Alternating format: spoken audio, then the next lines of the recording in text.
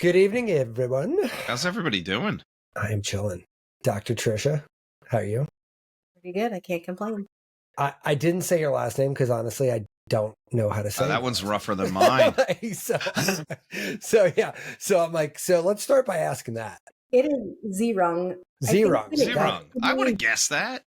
Well, really, like most people say Zehrung, and I think like technically it used to be, but somewhere along the family line they like changed it to Zehrung. So okay, cool, man. Well, welcome.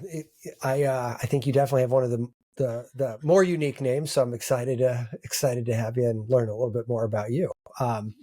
But also pre-congratulations, because I won't see you, but you are like minutes away from having a child. So yes, yeah, I have in my mind that it's going to be like only 2 more weeks. Okay. So, okay. Lord willing, it will only be 2 more weeks. If it's 4 more weeks, I might die. Yeah, no, I remember those conversations with my wife, like in both pregnancies, right around that same time. It was kind of like, yeah, listen, just to let you know, we might have to take extreme measures in the very near future if this doesn't happen. So yeah, so there's that. so yeah, it's exciting time though, right? I mean, this is your first? Fourth. Oh, good Lord. You're off by good about Lord. 75%. Yeah. Just wow, I got that way wrong, man. Oh my God. Because I look so young. Yeah, well, I mean, you do look young. You certainly don't look like you have 4 kids. Yeah, that's for certain. All right, cool. Well, then, yeah, there's nothing to say. You've done this 100 more than most people I know. And I've done it a few times. So yeah, it's like, you're good. One more time, we'll figure it out. Like, she's just going to exist with all the rest. And maybe the oldest will take care of her. How old is the oldest? He's only 7, so probably not a strong chance of that. But she can pull some weight as the baby gets a little older, Yeah, just think though, you have a built-in chauffeur when he gets his license. Like that's not too terribly far in the future. You got all kinds of help coming when that happens. Oh my gosh, that's terrifying. I got a 15-year-old, and I'm like, I don't want you to. Yeah, my son drove my daughter to art class a couple weeks ago. Right now are who's like throwing food across the room or screaming. Yeah, honestly, I'm still doing that. Yeah, my son took my daughter for the first time like 2 or 3 weeks ago to art class, and he's like, I'll just take her and then I'll go to grandma's house afterwards. I'm like, yeah, so like if you fuck up, you kill both of my kids in one go. That felt different, right? I don't know why, but it felt very different really quickly. And I'm like sitting there biting my nails. I'm like, yeah, this is a ludicrous thing to think. So I'm just going to let it go. Look, man, like, every time my family's in the car and I'm not there, I'm like, if they all die, what do I do? I'm like, at least if I go with them and we all die, it's like the problem's solved, Yeah, this is like, had those thoughts. We were told by somebody who analyzed our voices that we're very emotionally balanced for males. So that's it's terrifying. Like I don't like going away without them. I don't. It's bizarre. You ever seen the movie The Croods? Yes. Like the cartoon. Yeah. I am that. You're Nicolas Cage. I am Nicolas Cage. I just huddling my whole crew into a rock cave. Everybody's lying in a pile at night. I will ninja a motherfucker who comes near this cave right now. Like, well, yeah, no, it is. I definitely have a deep relationship with the Croods guy. It's my husband too. He bought a trauma kit for our car. When he did that, I knew he must have some like tourniquet, all like the staunch bleeding. Wow. Oh yeah. The whole thing, like it's in the defib machine, an EpiPen. You can actually pick up a defib for about $500-600. Yeah, don't tempt me. Yeah, pulls out the side. It's like a suitcase drawer pull out of everything you need. You're like, yeah, no, we got you covered. Well, the home ones literally talk you through it. They're like, put the one panel here, the one panel there, and then step away. Yeah.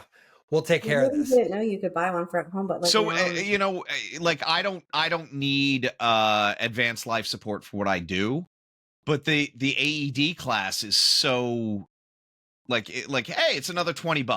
Get your CPR, get your first aid, do that. Okay, cool. And they're like, okay, so you put the pads on and then the machine tells you what to do. Yeah. And I'm like, we will still fuck this up. Like you're talking to Americans. We will fuck this up. We will have the pads on us. Yeah. So you mean put this one on your forehead, okay, hold on to the position right as tightly as possible. Shocking. Oh, that hurt. Oh, that hurt. Yeah. All right. So Trisha, let's talk about what we're here Let's talk about, let's get into this here. So one of the things I loved about when I met you, you come at this angle you come at this problem from a different angle. And I want to dig into that, but like, what got you down this path in the first place, right? Because it is opposite. We'll find out what that means. I don't think she was necessarily having problems if she's on her fourth kid. No. Sorry, that might be an off-color joke. I don't want to upset anybody. No, but it actually was. That's actually what brought me. There we go. The origin story. Yeah. So, not in necessarily the same way some people do, right? But for me, it was recurrent pregnancy loss. Yeah. And I had 4 miscarriages total throughout our fertility journey, but no one cared.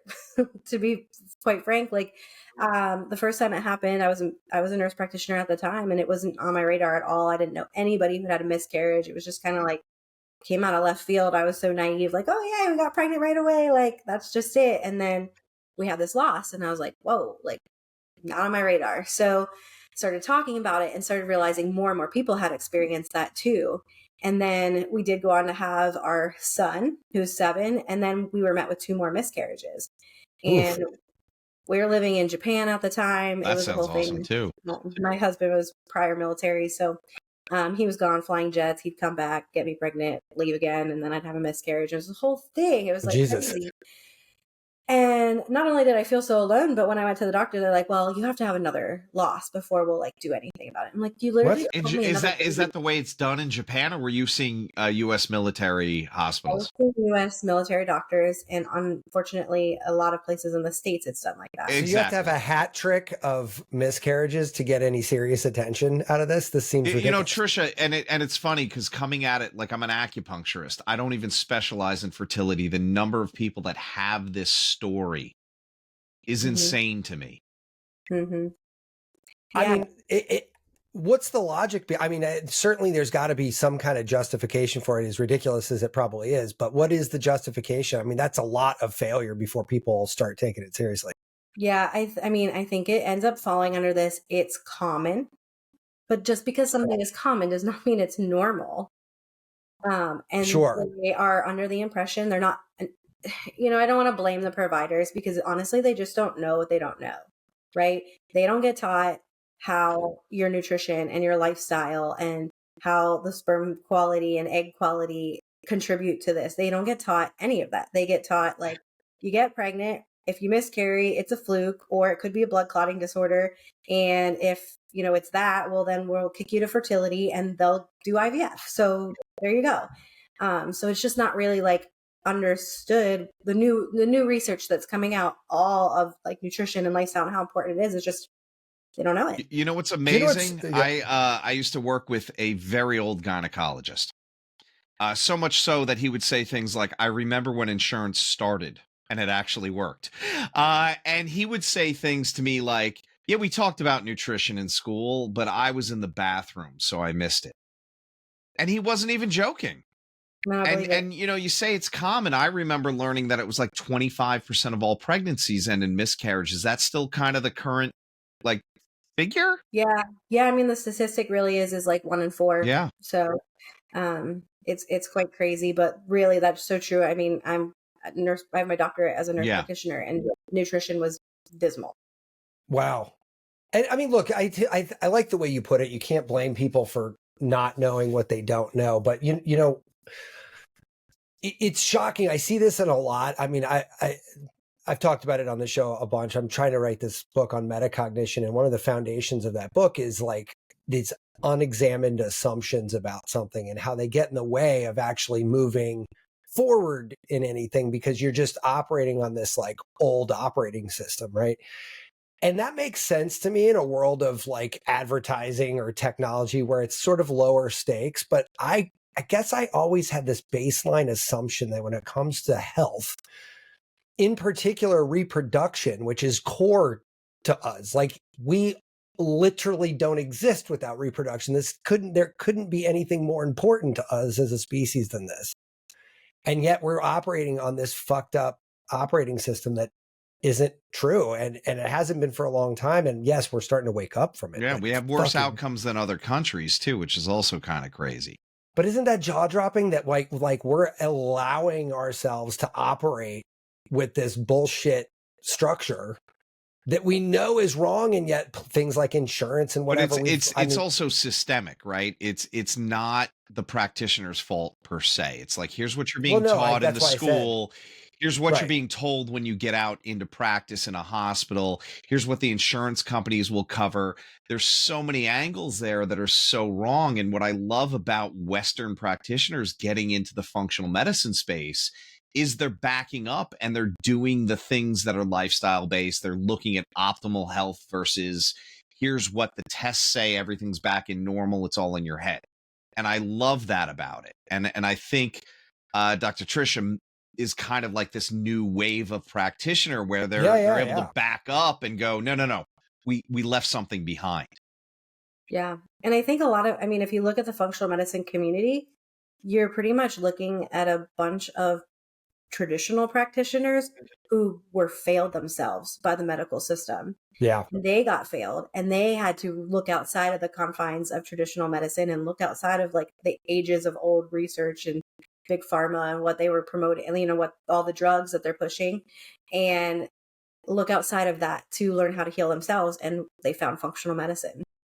And it's so funny because, depending on how far down the woo-woo hole you want to go, you could basically go back and say, we've already actually learned all this. We forgot it all. And now we're just got brushed to the side, selectively relearning it, from millennia past all the way up to like, we now just have a bunch of tools. We should be learning faster and faster by the nanosecond. Right. And that's the frustrating part, right? Like everyone's yammering on about AI and everything else in the world. But but we still have this fucking system that's like a giant lead weight that's just holding everybody back. Right. It's like nonsensical.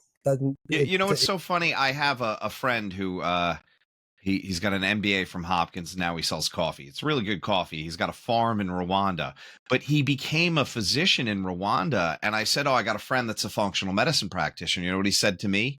All medicine should be functional. And I'm like, yeah, theoretically, it's like, but who's it serving and how's it doing it? I think the big question.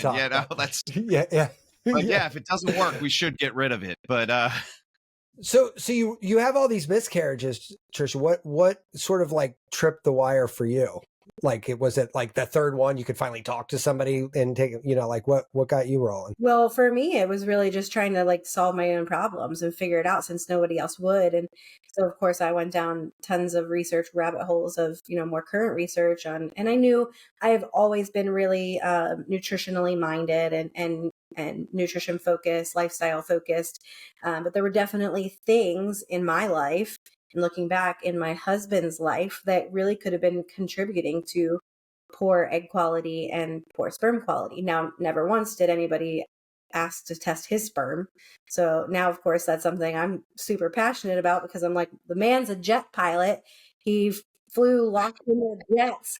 Right. A lot of heat happening in there. Like no one thought maybe that could affect his sperm quality, but I wore the brunt of that. Like I bared all the weight of those losses. Like it wasn't him, it was something going on with me. And like I felt really alone. And when I felt so alone, I was like, surely I'm not the only one that feels like this. Like I don't want anybody else to feel like this. Like I know this is what I need to do. At some point in my life, it was just like a little dream, a little seeds being planted, and that was an apropos little pun in there. That's when it's funniest. That's why Matt pointed it out. I'm one for a good pun, though. So that's it's kind of amazing, and that always amazes me that that we could call it patriarchy or whatever, but it is always the brunt of the hit goes to the woman. Is that changing at all? Is that as science evolves, are we going, no, it's two to tango, I mean, I shout that from the rooftops everywhere. Yeah, she's spreading the gospel of that for sure. Preach. It is literally my life's purpose, and that I believe is why the Lord put me here, is to help couples reconnect over this. And it can tear up marriages, and the men just they don't know what they don't know either. They're like, your sperm's great, and they're like, yeah, I'm perfect, and it's really not. It's actually horrible. I see it all the time. But it is starting to be studied more. I mean, even some of these studies coming out are that women who have suffered through like preeclampsia and early term nausea, it's being linked back to the sperm quality because the sperm is so important for developing the placenta. Yeah, we covered this on our call, Tom, and I was like, oh, you're going to love Tom. Well, that's, and that makes so much sense. And I'm like, I'll go Chinese medicine with it, but we talk about this essence, right? And this essence is what we get. It's the zygote. It's the connection of the sperm and the egg. And if either side of that's wrong, we get congenital defects. We don't carry to term. We get all these things. And it makes so much sense that there would be something in the way physically, right? It's not woo-woo. It's thousands of years of observation saying this is what's going on. So that's really savvy that we're finally catching up with modern studies to say, no, this is not BS. This actually has some science to it. I got to give my wife a ton of credit here, because when my son, who is 16, he'll be 17 over the summer, when we were trying to get pregnant, it wasn't really going to happen. And, or at least it was difficult. Right. And her doctor was like, here's the test you would do for eggs. And it started with her side. As soon as we dug a little deeper, all the functional folks, and I don't know what they were called 17 years ago, definitely not functional, but whatever the woo-woo people were back there, it was definitely on the internet somewhere. But it was like, here are it was like ECGC, pine bark, something or other, alpha lipoic acid and something else. But it was like a cocktail of herbs and supplements. Seconds later, and easy enough for me to track back now and be like, well, obviously there was something wrong on my side, because I just stacked up this list of shit that was basically, and each one had a different reason. But I mean, yeah, granted, could have been a huge coincidence, but it was funny because when they asked the functional person, and this was my point, it was about, let's try all the things, not just one or the other, because he had some things for her too. And when you asked the doctor, it was like, no, let's start with you. Yeah. Yep. That's pretty much how it goes. Yeah. But it kind of seems like it's like, as long as you have the bare minimum, even, right? Like, oh, you can get pregnant. You're not carrying, just keep trying is the almost the story there, right? Yeah. What's the big deal? What's the worst that can happen? You just have another miscarriage. It's fine. You just move to the next one. You're good. Right. It's just so medicalized, and we're not looking at it.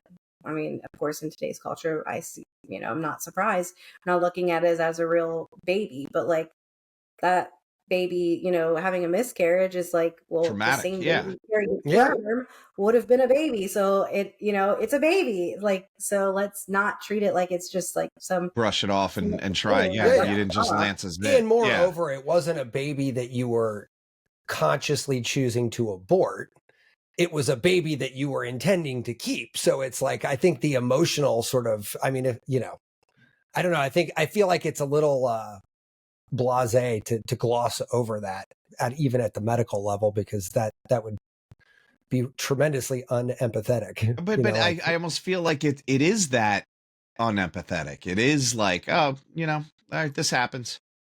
You know what, Dr. Trisha, do you know, when people go on that IVF IUI route, one of these things that really weirds me out is they have to have that miscarriage, and then they do that contrast ultrasound that somehow increases fertility. And I'm but that's so much cheaper. Do you know about this? Have you? Yeah, they'll do an HSG where they run fluid through the tubes and make sure the fallopian tubes are patent. It's one of the first things they check off the list. But they could do that at the get-go, if they know it's going to improve outcomes, even if that's nothing wrong, it's so cheap, right? Isn't that easier than doing a $40,000 IVF route? Well, they'll tell you, one, that there's no research to back up that it does increase chances, although you do hear a lot of anecdotal. Yeah. The problem is there's not a lot of research on anything in fertility outside of IVF because you can't manipulate things as well. Research needs to be very controlled. Yeah. Well, there's nothing really much controlled about fertility because it's just a divine thing, but it's, they'll say that typically most women, I shouldn't even say this, I don't know if it's true. The majority of clients that come to me have at least had an HSG. Okay. So they're already past that point. But not all of them. Yeah.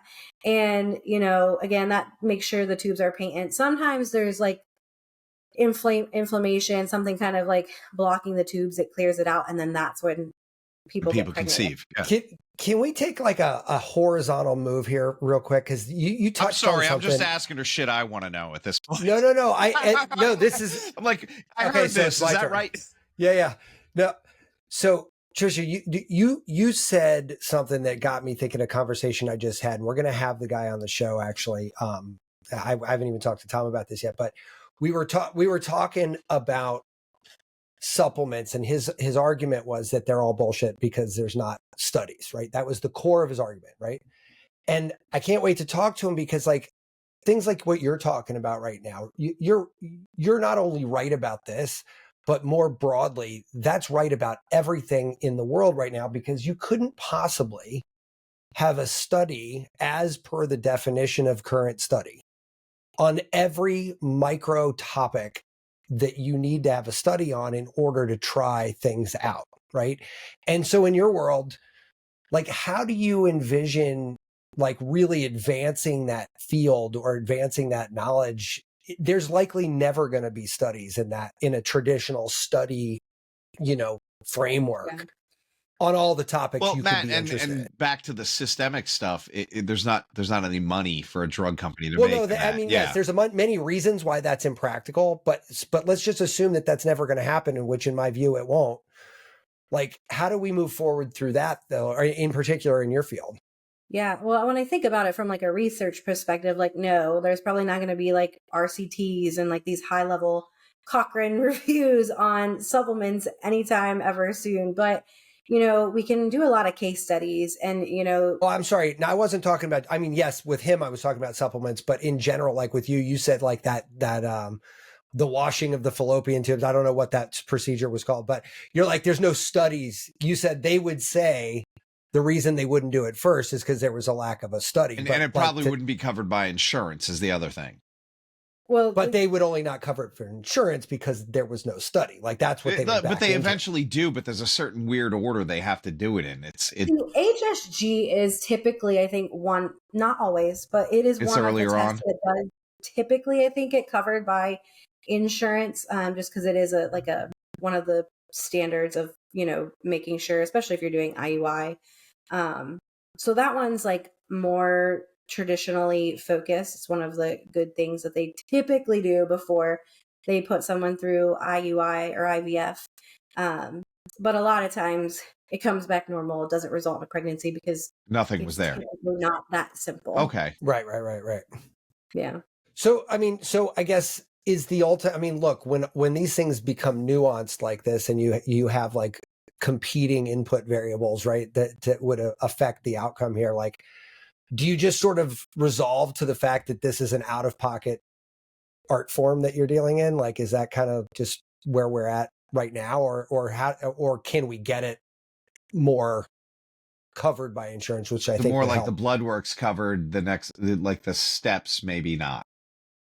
Yeah, like I think that change can happen as far as blood work goes. I think that there could be change with, like, for instance, I have people come to me and they've had like 5 tests and 2 of them are like vaccine titers. And I'm like, come on, that's all we're looking at before we call them infertile, like unexplained infertility, and then push them to this $30,000-$40,000 treatment. Really? And no question. I can tell you exactly why they're pushing for the $40,000 treatment. Yeah. Somebody bought a new car.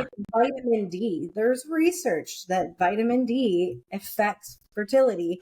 And, you know, the problem is that when they check the vitamin D, then if it's like 28, it's just outside of normal range. So it's fine, but it's really not optimal. But they're not looking at it that way because they're not taught to look at it that way.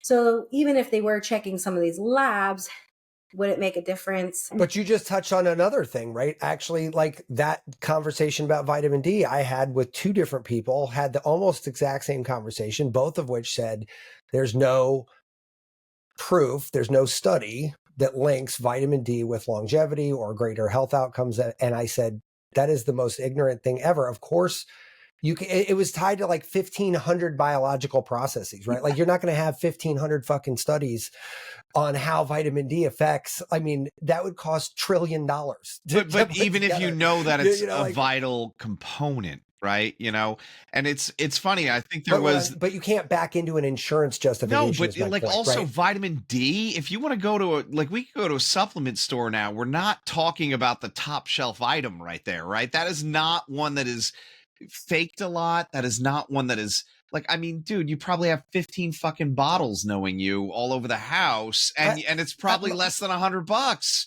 My vitamin D is right here on my desk. Yeah, but what I'm saying is like that is not alpha lipoic acid. That is not. No, that I keep in the refrigerator. But you know what I'm saying? So. It is not an expensive one, right? So no, but his point was the same as what Dr. Trisha's talking about, right? Like if there's not a bunch of studies. Yeah.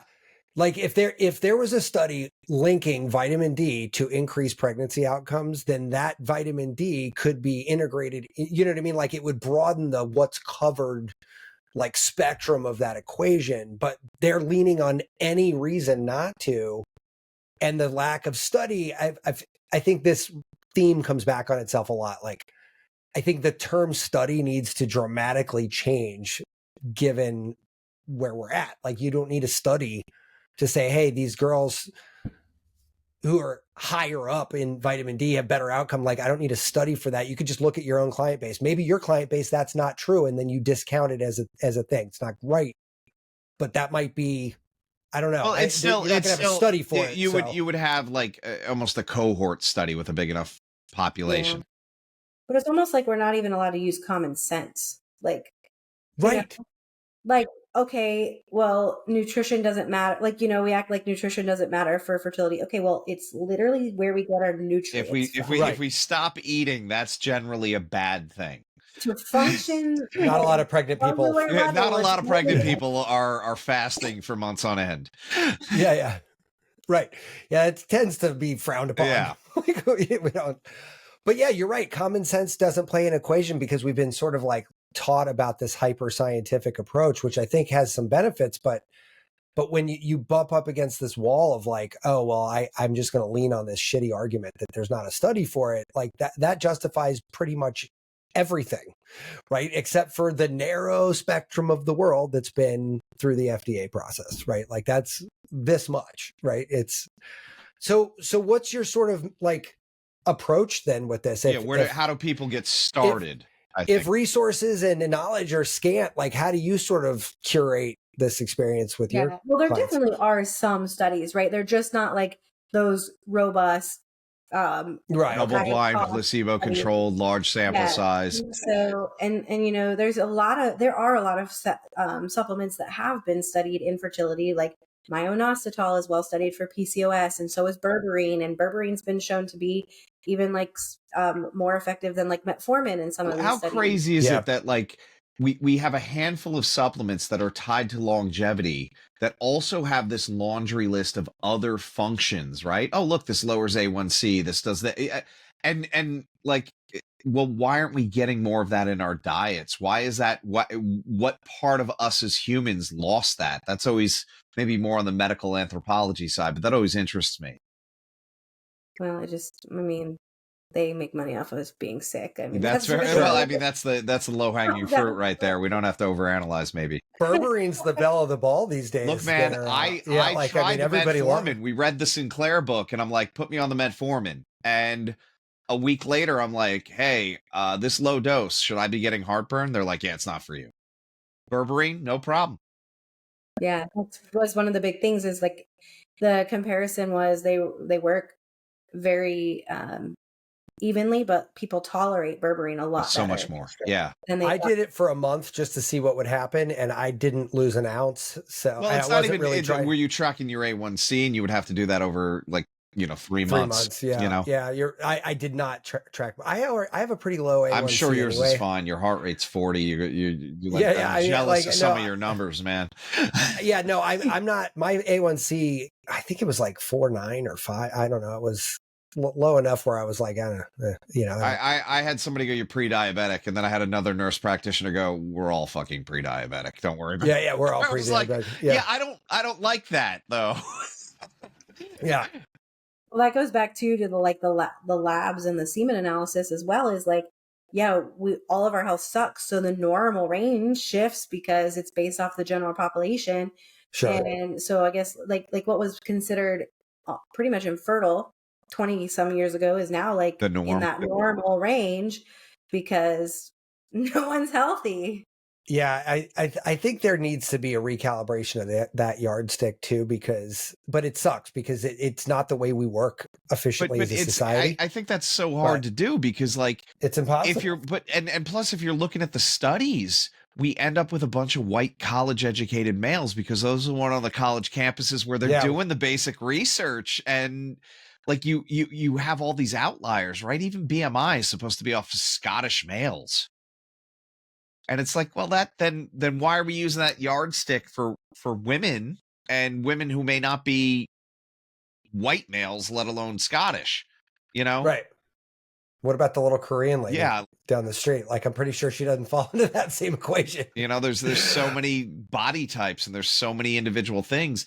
And that's what kind of like is so interesting about functional medicine. When you're given that blood result, what if it's within normal limits and it's not optimal? Where do you draw that line? Where do you make that distinction that this is the thing we have to tweak? Is that just based on the research you've done and your knowledge of like supplements and levels and those kind of things? Is there some kind of like, clearly you have a functional nutrition certification, they have to have some guidelines. How does that all play out, I guess?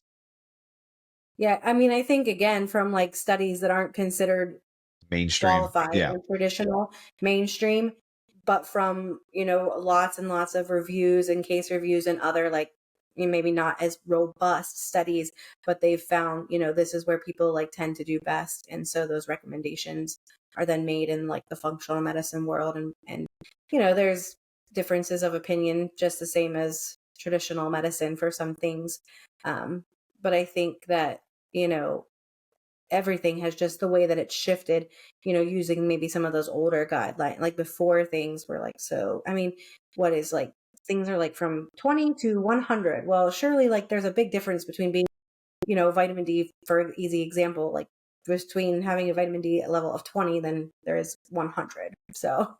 Yeah, but I got one of those guys I was telling you about told me mine's 93, and he said that's absolutely ludicrous. You need 25. And I said, according to who? For life. For life. Yeah. Like, what are you talking about? My mom's was 18, I think, Jesus. For like, I'm telling you, years. And her doctor had her on vitamin D 2 for years. And D2 does nothing. For years, and it never was better. Every time we check her labs, it was never better. Well, that's so funny. Get on D3K2. Stop taking your vitamin D2. She stopped. She had it rechecked. It was like 50, and he goes, "What did you do?" And he's like, "Well, I just did what my daughter told me to do." And he was just like, his mind was blown. And then on our next physical, she was like, "You didn't check my vitamin D." He's like, "Yeah, it was fine last time." Oh my God. But that's got to make you But even that's lifestyle, man. Like, we're not outside enough. I mean, there's a difference between, putting baby lotion on and going sitting out and tanning until you're leather, and just getting sun exposure. We don't do that. That's all of our lifestyle as well. Yeah. Yep. Yeah. And a lot of times, especially with the foods that we eat, there's nutritional gaps too. So we don't have a supplement deficiency like what you're saying. Yeah, I definitely don't have that. Yeah. Yeah. So here's a question. I mean, on the nutritional front, like, what are some of like the most common nutritional defects? Yeah, where should people look first? Yeah, like do men and women. Yeah, I think that'd be kind of cool. Yeah, well, I think what really, this isn't quite what you asked, but answer whatever you want. Yeah, I mean, just don't let pay attention. Purple, purple. My favorite 42. Color is purple. The nutrient defects really, a lot of times that I'm seeing in my practice, come from gut health issues. It's not even maybe, and I see a lot of people who are like, I've been eating healthy, like I've been doing all the things. Not always. I have people who have no idea how to eat, and that's great. That's fine too. And they're a lot easier to help, to be honest. But sometimes they're doing everything right, and it's actually the gut is not absorbing it. So were we talking hyperintestinal permeability, SIBO, those kind of things? Or yeah, because there's certain bacterial overgrowths. The opportunistic bacteria is just taking up too much real estate, it's eating away at the gut lining. Gut lining should be like this. Nutrients can get through. Breakdown happens. All the things are getting through. They're not absorbing anything really well. And it results in these nutrient deficiencies. So I could look at their nutrient deficiencies first and just try to supplement here, supplement there, try to eat this, try to eat this, but I'm still almost kind of doing like a Band-Aid approach because they need to heal their gut. So would he do like a stool sample or something to kind of feel out what's going on there? You poop in a box, Matt. You poop in a box. Poop in a box. Yeah. No, I get it. Like a fair French fry tray. And then you got to like scoop it out with a little spoon and put it. I've done it, and it's not an easy thing. Like I could see where compliance gets heavy because, the functional practice I use, it was, all right, we can either nuke everything with antibiotics and then you rebuild, or here's a bunch of herbal supplements. And like, I'm doing 2 shots of aloe vera juice a day, which like, not the worst thing I've ever eaten, but like, cold snot is still cold snot, but like, I will tell you, we came back, like I did a food sensitivity test and I'm like, that's even better. How the fuck did you make me less sensitive to gluten? And it's like, well, your gut is not fucking leaking out into the rest of your system. Yes. So I try to say to everybody, because they're like, well, I'm sensitive to this food, so I don't eat this and I don't eat this. And I'm like, pretty soon you're not going to be able to eat anything because you're just going to continually keep reacting to more and more things. Even the food sensitivity isn't really getting to like the root of what is actually going on. And so, yeah, the protocols can be a little bit extensive, but it's like, I always tell everybody, it's a means to an end. Like you're not going to be, I'm not handing you these supplements and telling you to take them forever. You're not taking these herbal antimicrobials forever. It's literally just like, if you can get through the next 8 weeks, we can heal this. Like we can heal it from the root. And, these couples, they're so hyper fixated on fertility and trying to conceive, but so often they're like, oh, well, that bloating I had every day is gone. Right. Oh my gosh, that heartburn I had. And oh my gosh, my acne is so much better. And my eczema. And they forgot they had all these other issues because honestly, they probably went to traditional medicine and were told like, that's fine. Wrong. That's fine. And sent on their merry way. And so they thought all these things are normal, or their cycles, like for women, we have all these fertile signs that our body was made to tell us like, hey, we're getting close to ovulation. And they don't want to know that they have a purpose, and they didn't know they existed because they never had them. And then they start having all these like signs and symptoms of that ovulation, like they actually want to have sex with their husbands again. And they're like, I mean, I've had people tell me that, and it's like, yeah, that's how you're supposed to feel. Like, you know what, Doc? It's funny to me because getting back to this kind of tying into this gut health, the number of patients I have that are doing the IUI IVF route who are overweight, right? And the doctors go, I need you to lose 9 pounds or we can't put you on the program. And they're immediately dieting, they're fasting, they're, and they might be able to lose some weight, but they're like, it's stubborn. And I'm like, yes, calories in versus calories out is the formula. But in this case, where are those calories going? Are they getting to where they need to? And, is it inflammation? Is it the leaky gut? Is it the intestinal overgrowth? And 9 times out of 10, if they do go the functional medicine route, that is the underlying issue, right? Mm-hmm. And I got to tell you, I feel like I'm a pretty reasonably healthy person, right? Like, I mean, I've certainly got my vices. I'm not crystal clean eater or anything like that, but I'm pretty good. And I did this reset with guys that were on the show. I have had seasonal allergies since I was in high school. I am 48 years old. The seasonal allergies literally evaporated. Listen, you're fucking lucky because I sat up last night to sleep because I couldn't fucking breathe. Yeah. So I'm going to fucking do the protocol. In 5 weeks of doing this protocol, and it was a metabolic reset. So I would suspect many of the things you would do with some of your patients, I basically did through an eating thing, right? And, measured calories, your carbohydrates were only from fruit. Everything was measured. It was real easy. They stacked a lot of different protocols together. There was a lot going on. It was right? very savvy, but I'm like, oh, that's from this. That's from this. And then they were like, don't give away the trade secret. But here's the thing. I tried he even said, he goes, you, and it says in the book and all the literature you get with it, they're like, this is a aggressive anti-inflammation diet, like lifestyle for 5 weeks, right? No exogenous fat of any kind. So your body was just using its own fat, like on hyperdrive, and all of that. And you felt it. I exercise a lot. I'm moving around a lot. All the little aches and pains that I used to wake up with, that 10-second hobble to the toilet when you're in the morning, right? Before your body's like lubricated and you're moving around, all that started to slowly go away, like it just like real careful. And then all of a sudden I was like, I haven't taken my Flonase in like a month, and it's like September. Like I should be like dying. Yeah. Like I should be like, and even right now, I thought it was a fluke because I picked up some of my old bad habits again, and still nothing. Like we're in spring, no allergies yet. Knocking on wood. My car is literally green now. My car is green right now. Yes, exactly. This is not a happy area. Where are y'all at again? Baltimore. We get a current from the north blowing all the pollen down. We get a current from the south blowing it all up. And then we have this, they call it Delmarva grass, which is one of the highest plant irritants on the fucking planet. And it's like, it all just fucking parks right here. I moved down here from New York. I had allergies up there. I got the shots. I was great. I came down here first spring. I'm like, did I just get a sinus infection? And then it rained, and I was like, I can breathe again. No, that's not a sinus infection. Yeah.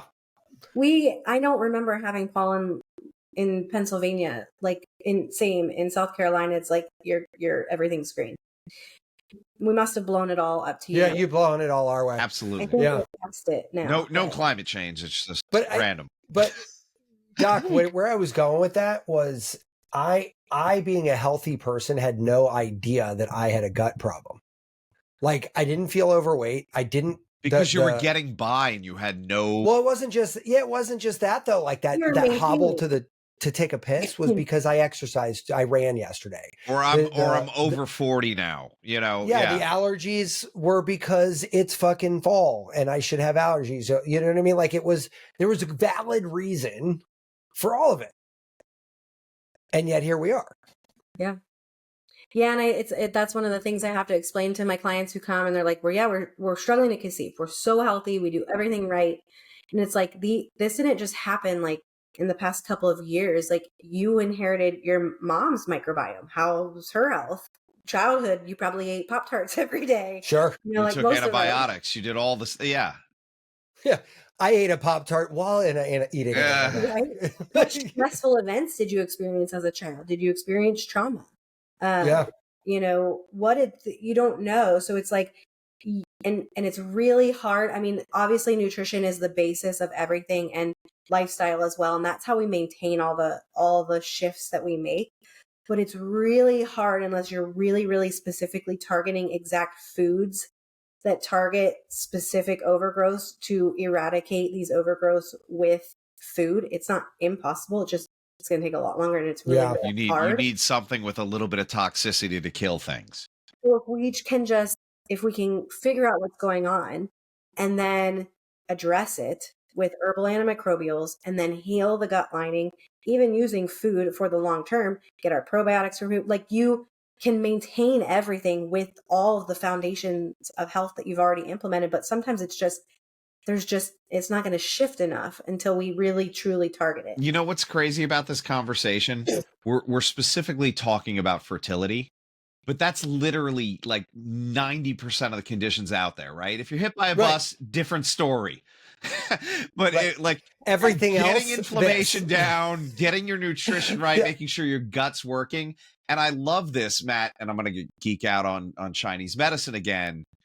Throughout history, there have been some people there literally is in China a man named Li Dongyuan who wrote he wrote the Treatise on the Middle, and he literally said, if gut health isn't right, herbs, acupuncture, fuck them, they're not going to work. You know, because I can't get you the nutrition in the right way. I can't balance out the system if that's offset. And that was, God, I'm gonna say 500 years ago, but I'll be wrong, and then we'll get like the one acupuncturist to call in and yell at me. You know. But that was the other thing when I was doing that. Like after that inflammation, week 2 of that thing, I would eat 3-4 meals, and it was 2 a day without even taking a shit, because like my body was just getting nutrients for the first time apparently in a while. And it was just like, you know, I was like, and I actually called in because I was kind of alarmed about that. I was like, oh my God, is this normal? And they're like, totally normal.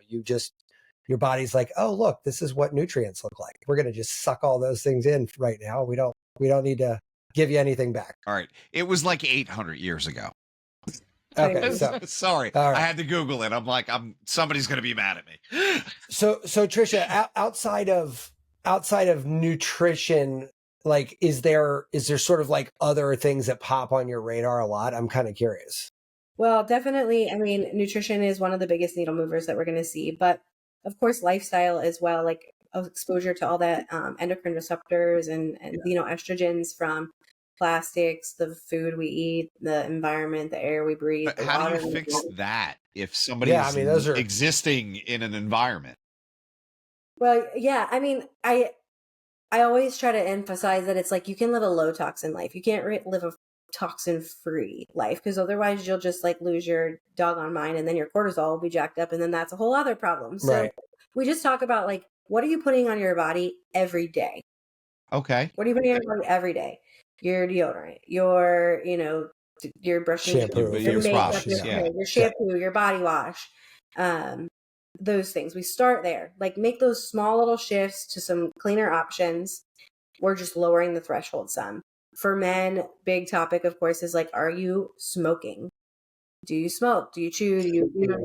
Yeah, that is the question. Maryland is a recreational state now. Marijuana and tobacco both are actually one of the more studied things on sperm quality and how much it affects sperm quality. So makes sense. Yeah, I mean, it definitely makes sense. Yeah, that tracks. Yeah, I mean, do men smoke weed and drink alcohol and cigarette? I mean, I don't know any guys that do that. I mean, I don't know my Bible study group would never touch this stuff. Yeah, there's that. Yeah, that's so odd. Who would do that? Yeah. So obviously those are harder. I mean, I suspect you have quite a few stubborn people in that department. Somebody who's been a lifelong smoker or drinker. It's probably hard to be like, hey, let's tighten up the sperm quality by putting down the Jack Daniels and Marlboro Reds. Yeah, I mean, I've had some tough conversations with some guys like, hey, like, your wife's over here trying to do all the things. I feel like that's an ego thing too for men. I'm like, you can quit smoking for 3 months. Yeah. I mean, I get that I'm like I've never smoked before, so I don't know how hard it is to quit. Pretty hard. But and I know that they say it's the most addictive of compounds. Yeah, but I'm like, if you want a baby, like, let's do what do you want more? Else. This next cigarette, lung cancer, or a child? I know it's not impossible. Yeah. You know, I'm like, I know it's not impossible. So like, let's come up with a game plan, because really, for 3 months, like 3 months, and that sperm, you can make improvements in 3 months. So that was going to be based on a couple of things you just recently said here. I was going to ask that same question, is like, is 3 months like sort of our Goldilocks zone? Like we can get out of the woods in 3 months. I mean, obviously it depends how clearly how far down that hole they are. Yeah. No, I don't speak in absolutes. I'm just saying, like, generally 3 to 6 months is the average, what research shows to really like make those improvements. Is that an improvement in testicular function? Is that improvement in hormone levels? Where do you see the biggest, I guess, gain there? I mean, clearly breathing is a nice thing. Yeah. Right. But typically, because we're looking at the semen analysis, like those results are compared from like, pre like smoking and then post, see what the numbers look like. But the numbers are getting better because it's affecting the hormones and the production and the quality, and the inflammation in the body as well. So we're seeing all that. The other thing that is hard for some of these guys to let go, and they don't even know, is literally male birth control, is TRT. Yeah. Testosterone replacement which is so funny to me, because we associate testosterone with wanting to have sex. Right. I remember I was working at this chain of wellness centers, and they're like, "Do you want testosterone?" And I was like, "How much?" I go, "Free." And I go, "All right, cool. If it's low, let's do it." And they're like, "Wait, are you trying to have more kids?" And I was like, "No, I had a 27-week-old, pregnancy, like, preemie. She's great now, but like, I was like, no, you can cut my nuts off at this point, and they're like, okay, cool.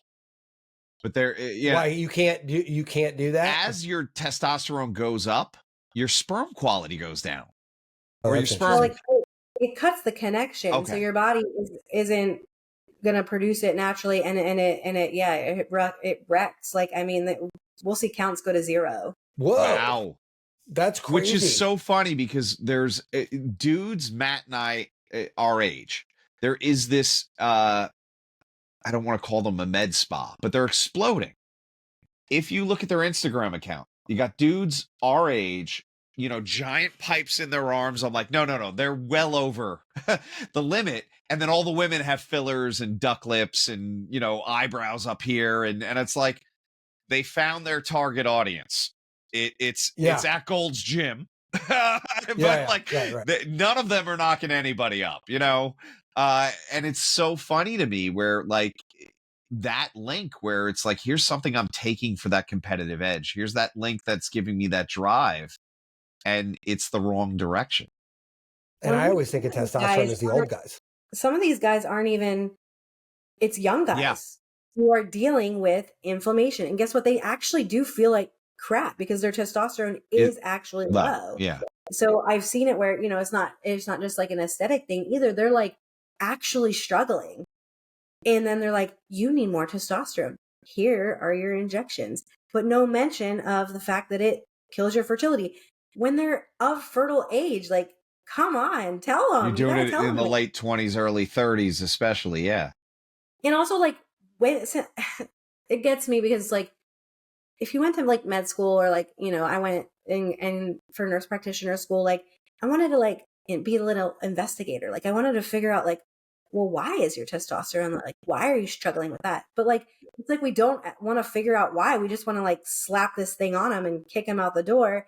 Oh, I healed you. Well, no, why was their testosterone low at 25? I was just going to say, you shouldn't have low 25-year-old testosterone. And this is something we hear about. Like, it's almost an endemic in the US. And it's so funny, where like, they're like, oh, do you know your grandparents' generation, testosterone has dropped in half since then? And it's like, I think you've touched on everything: gut health, endocrine disruptors, those kind of things, where like, we just, even lifestyle, right? The high cortisol push that down too. We're announcing Dr. Trish as the third host of Irreverent Health. I'm going to tap out and go smoke a cigarette. Yeah. That's you guys finish up. Yeah. But it is funny. Tom's like nail on the head. Here it's like this could literally be talking about everything. Right? Like, it's your fertility is like the first it's like another, to me, it's like another vital sign. Like if your body is not prioritizing procreation, it's going to be the first thing that falls to the wayside when you're not well, when your body is not, it can't prioritize that because it's not a vital organ. It is save yourself before you procreate. Yeah. Yes. And God made us that way. And so it's just like when that is off, like we need to look at it as like, it's a sign of our underlying health always. And it is funny, like a recurring theme with people we talk to here is that there is this connected knowledge of that, right? And I think it is definitely getting better, but I think at the same time, they just came out with the study. I can't remember which one it was, but it's the one they do every year about 15, 16-year-olds, and they test like general IQ, and they use it as like a gauge of like where the previous generation is cognitively compared to the one ahead of it. And this was a sharp decline for the first time in a while. I maybe ever, but definitely in a very long time. And I told my son that, and he immediately knew the study. Apparently it had circulated in, hey guys, in his reason we're stupid. Yeah. We're fucking dumb. Yeah, exactly. And you know what their reaction was? My reaction, if somebody told me that, like I would take aggressive countermeasures, right? Like, you know what their reaction was? Open up fucking TikTok and ignore it. Like, I'm not kidding you. It was the most jaw-dropping thing. I'm like, you guys just found out that your generation is literally dumber than any generation that's ever come before you. And this isn't immediately alarming. I thought it was just because we're Gen Xers. And I'm like, what the fuck's wrong with you? Yeah. Stop being an asshole. You would have gotten the shit kicked out of you if you were my generation. Yeah. And so you have this sort of awakening and this dumbing at the same exact time. And that's not a great combination.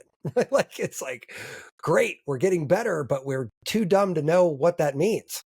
Right. Like, or too dumb to even look for the answer. And, it's not even dumb to your point about practitioners, right? It's not even dumb. I mean, I would also wonder what the sample is in that study too. I think it's an international study that they've been doing for a long time. All right. Yeah. It's not so it's like not just dumbass Americans. No. Right. It's been going apparently. And I've just found out about that like a few weeks ago. I had never heard of this study before, but a couple people, I more than a couple actually, like, because when I mentioned it to somebody else, they're like, oh, I read that. And, God damn it. I still haven't blissfully unaware of that. God damn it. Anyway, but you don't need a study to prove that. I mean, look, well, I've got teenagers. I know. I'm going to scorch the earth. That's it. Yeah, that's it. Let's start it over. Yeah. If it stayed banned, it would be interesting to compare America to, I don't know. I'm on the red note. And I'm like, I'm impressed with the Chinese. I'm like, no, they're like teaching each other shit. they're like, hey guys, you want to learn something? And I'm like, yeah, I do. Yeah. They're like, hey, I put this on auto translate. So you Americans, wait, hold on. You give a shit about me? Thank you. China's got some things right though. They've been leading the way in this AI doctors. But even that, their life expectancy is up. Their literacy rate is higher than ours. Their fucking health outcomes are better than ours. Yeah, I mean, don't know. Yeah, I'm sending love letters to President Xi now, and I will be black bagged in 2 days. Yeah. Dr. Trisha, you are going to be the new co-host because they are going to. What happened? Well, ICE picked him up. Wait, his family's been here for like 8 generations. Yeah, that's well, we could get into this topic another day, but like the AI doctor thing is going to be interesting, right? Because if you've got a humanoid robot, right, that's got a testing facility built into it, you have a 24-hour doctor that has infinite capacity. and like, that's intriguing. And that's not even talking about the infinitely replicable AI software doctor that's doing like a teledoc thing, which covers a lot of people. COVID taught us that teledoctor is a thing, right? We can, and like when you think about that, like doctors are expensive, people don't go to it. But if you had an agent that could be a doctor and you could replicate infinite amounts of time, everyone on earth has their own doctor basically. right? Their own private that doctor. can look at more variables than any human ever could too. That's the other crazy thing about that. Yeah, it's just a cool little thought hole that we go down a lot of times. I was wondering, I mean, we made it to 57 minutes before you said AI. And that's no, I gotta said be it a little while ago. You did?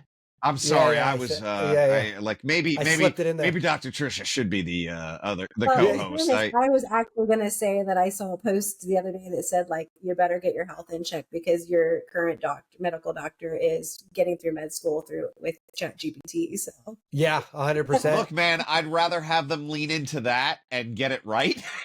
You know, right. Like, I guess we could give you this, or we could give you that.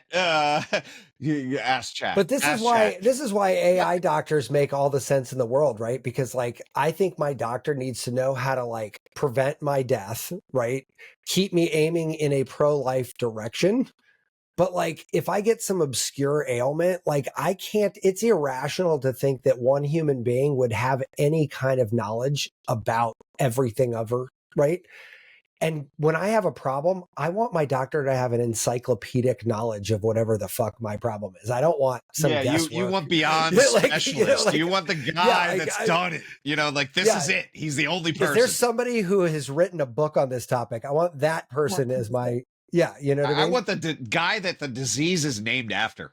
Yeah. Like, right. Well, maybe not, because I would name it after my enemy. I don't know why we're not doing that. Yeah. They might even have better bedside manner. Yeah. Well, that was a crazy, a weird study on Reddit, right? Ask a Doc is a subreddit, and they let AI loose, and then they followed up and they said, "Look, what was it like? It was crazy. It was like 75% more accurate. Yeah, it was really crazy. And then they asked who was more compassionate. AI was like 80-something% more compassionate. Yeah. It was bananas. But like, think about it. The effort it takes for you to type something out. You're like, well, here's the answer. But like AI, there's nothing for me to go, oh my God, I'm so sorry. That sounds like a real difficult spot. It must be really stressful on you and your family, right? AI does that as if it was like just part of the program, you know? And that's why I'm saying AI doctors make all the sense in the world. Bill Gates a couple weeks ago said the same thing. Oh my God, we're going to have a 2-day work week. Yeah. He said 3-day work week should totally be rational. And by the way, the first job getting replaced with AI is doctors. They're like, you know, like, and I was like, yeah, that makes literally all the sense in the world. Like, I mean, and it like, yeah, it sucks about losing all the doctors. You're not going to lose all those doctors. Not free. Right. Yeah. Right. Yeah. So we could go down this rabbit hole for days. I'm sorry. In an effort to keep us sane. So Dr. Trish, what like, where are you at now? Like, what do you see like the immediate future of your practice being like? Where's your mind heading now? After, of course, your fourth. How long maternity leave are we taking here? I didn't know that business owners got. No, they don't. They don't, and they don't have mental health either. Is that a thing? Yeah. I do try to take care of my mental health, but maternity leave, minimal. But it'll be okay. You know, I need to. Do you see patients virtually, or do you see them? Okay. I see them all virtually from this exact chair and location, so I can see clients all over the country. That's great. For me, I'm actually a faith-based practice too. So where I see everything really going for me in the future here is like I'm recognizing like people are starting to wake up. The couples are starting to wake up. There's people out there who understand the importance of both of them coming together and not just all the weight being on the women. So I have shifted already to include a lot of couples packages. A lot of both get tested. We work together to optimize their health. I have quite a few couples on board with me right now, but I would love to create a group for those couples to not only focus on the health piece, but the faith piece, if that's a part of their journey. Because as a Christian, I believe the enemy is attacking marriages through infertility and trying to tear them apart. And it's, you know, obviously he doesn't want babies coming into this world either. So I think that for me, that's my mission, is to help couples not only from the faith aspect of it and strengthen their marriage instead of tear it apart during this time in the wait, but also reignite their health and teach them how to nourish their bodies and to improve their lifestyle and to improve their overall health, not just for fertility, but, as we talked, it's all connected, right? So they're going to hopefully get pregnant, but then also for the rest of their life. And guess what? They're going to teach their kids how to take care of their body. Sure. And be mentally well and not live in that hustle and grind culture that we, know so well right now. And so it's really a generational gift is how I'm looking at it. And that's really where I'm heading.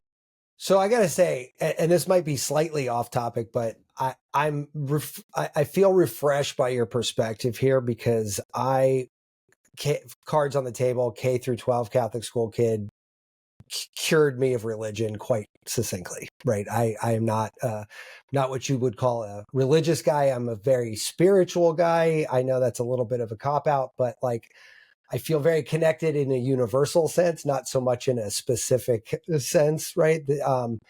And one of the big turnoffs has always been this sort of insistence on the religious construct over either common sense or science. And to see somebody who I'm finding out is faith-based, like that typically has a different set of I would agree with that to it, right? Like than what you've brought to this conversation. And I feel like that's an important thing because it can also be about faith. I'm sorry, it could be about faith and science. And like through a faith lens, what do they say is the two biggest reasons of divorce? Sex and money, and sex gets looped in with, fertility and, all things procreation. And if you are a very spiritual person, that whole divorce thing isn't exactly always easy trigger to pull, right? Like that's kind of not, I wouldn't say it's not on the menu, but it's certainly not I'm a Christian. I've been divorced twice. That's a story for another day. Okay. So it's not off the table all the time. So. But, yeah, but like you might not, like maybe you're not even supposed to get there, right? Like right. Not because this strain is not actually meant to be a strain. It's meant to be an opportunity to grow closer together and to grow closer to God. And in that, use the tools he's given us, nutrition, like lifestyle healing, our breath, all of those things to heal our bodies. And it's not, do some of my clients get to IVF and things like that anyway? Sure, if they feel like that's on the table for them, then they do that. But the goal is like, of course, to avoid that, not even, of course, maybe because they don't align with it from a faith aspect, but also you said sex and money. Well, money is that's a big money. Right. Yeah. That hits both of them, right? Hits both of them. And so the financial strain, and then what if it doesn't work? Because they act like it's a guarantee, but it's not. It's actually like 25%. So okay, it doesn't work. Well, then what are you going to do? You're not any closer to having a baby than you were. And what are you going to do? Spend another 30 grand? But they're going to their doctors and they're being told it's their only option. And if that doesn't align with you, well, then what? That goes back to a man with just a hammer, right? That analogy, right? Like, look, this is the route, why? Because we don't know any other route.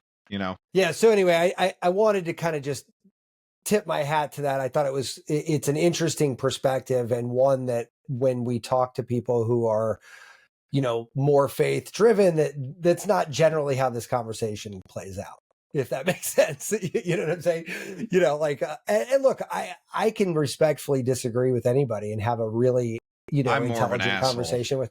Yeah. Well, I could be. I'm more of unfortunately, no, that's dumb. Well, unfortunately, when I've been in a couple of these sort of like really heavy faith-based conversations, and it gets awkward enough where I have to kind of put on the asshole flag a little bit to be like, I need you to back the fuck up. Like we can't. This is very hostile, and for somebody who's religious, this feels weird. Like you need to like just sort of give me a little room, and that's not always, but I mean, it seems to be sort of almost like a. I don't want to say my way or the highway, but like my way's right, your way's ridiculous. So let's not talk about it. You know what I mean? Like too, and like there can be so much like in that Catholic Church. Like I think there's shame. Yeah. Because nothing helps you get pregnant faster than feeling like shit because you're ashamed. Like, why are you, why are you shame? Like, it just doesn't make sense. So, that's not what we do here. No, totally. And like I said, that was just sort of an acknowledgement that I think it's great that somebody with your worldview and your knowledge, your education can kind of bring those together in a way that's sort of universally applicable. I mean, we said it 10 times on the show, this could apply to anything, right? Like you've got a really good holistic view of the world. And I do appreciate that a lot. So yeah. So listen, it was awesome having you here. This is such a fun conversation. Yeah. We'll tap you when I'm like, Matt, I'm fucking out. You can take over. Yeah. I feel, what did you do? I burnt down my clinic. I'm in Mexico. Don't talk to me. Yeah. I'm in Acapulco. Yeah. I'll tell everybody I'm in Mexico. I'm somewhere else. I'm not gonna. I'm actually not there. Yeah. Where did they go where did they go in what is it? Shawshank Redemption? That's where I'm going. Zihuatanejo. Yeah. This is gonna be a hole in the back wall of my clinic. Which is a real thing. You have a door. You can literally just walk out the door. No, I dug a hole with a spoon. I stuck dirt out to the street. It took 26 years. Yeah. So, hey, doctor, where do we go to send people? Yeah, like where do we send people to? You can send them. Instagram is a great place. I'm always connecting with my followers. What's that? Giving a lot of information over there. So it's literally just my name at Trisha Zehrung. Okay. Cool. Yeah, we'll link to it. Yeah, we'll have a link. And then my website is a great place. Well, it will be. I'm upgrading. Look, I gotta say, I checked it out. It's beautiful the way it is. Yeah. It's even better. Okay. Awesome. We always have to refine. I get that. Yeah. Yeah, I make websites for a living, so I did not look at your website, not because I wasn't interested, but because I look at websites too much. I will say I need to just have a conversation. I was prepared for this meeting. Yeah. No, I phone it in. I'm 100%. So actually, it's not totally fair because my sister actually introduced me to and you already had the Trisha. Conversation. You had the intro and I've already call. talked to her. So I didn't really, in fairness, I didn't really need to check out her website. We've had a conversation. Like I knew stories through my sister. Like I had some background. We were in, this wasn't going in blind. Yeah.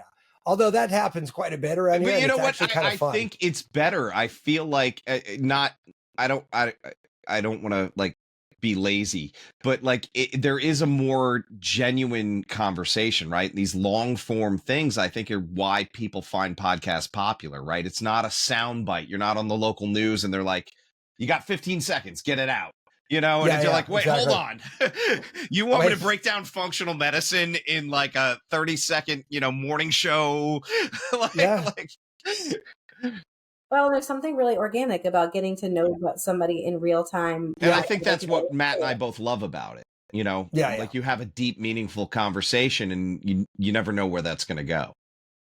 Yeah, 50% of the show has no idea what the person coming on is about. Usually, most of the time. And Matt and I are like, "Is this you? Did you book this person? Did I book this person?" No idea. Oh yeah, we're consummate professionals. Yeah, totally.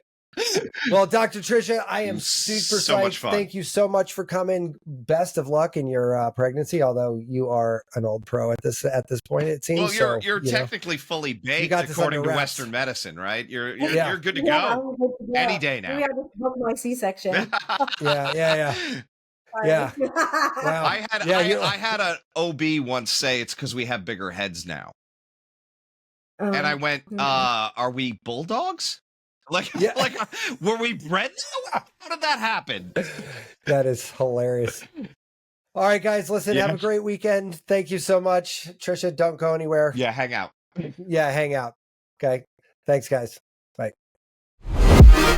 Be subversive, irreverent. Health is wealth, but you knew that. Everybody knows that. But so is following us on social media at Irreverent Health. And check out our website for more exclusive content at irreverenthealth.com. Oh, I like this. Thanks for tuning into this episode of Irreverent Health.